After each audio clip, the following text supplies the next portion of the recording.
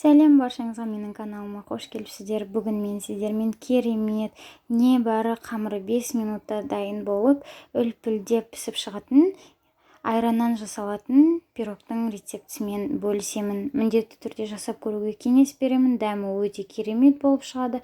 Небәрі аз уақытта дайын болады. Видеоны соңына дейін қарап, менің каналыма тіркеліңіз. Ең алдымен ыдысымызға 2 жұмыртқамызды салып аламыз. Одан соң үстіне қантымызды салып, венчиктің көмегімен жақсылап араластырып аламыз. Араластырып болғанымыздан соң үстіне айранымызды, яғни кефирді құямыз. Жақсылап араластырып, оның үстіне сұйық майымызды құямыз. Енді ұнымыздың үстіне қопсытқышымызды саламыз. Жақсылап араластырып алып, ұнымызды 2-ге бөліп, жақсылап араластырып аламыз.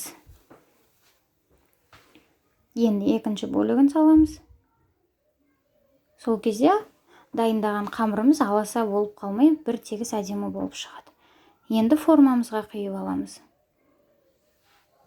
Сол кезде пешімізді 180 градусқа қыздырып қоямыз.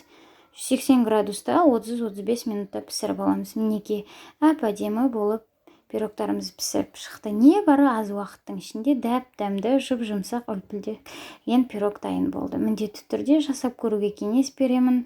Егер видео ұнап жатса, сіздерге рецепті міндетті түрде жасап көріңіздер. Менің каналыма тіркеліп, лайк басып, комментарий жазуды ұмытпаңыздар. Назарларыңызға рахмет.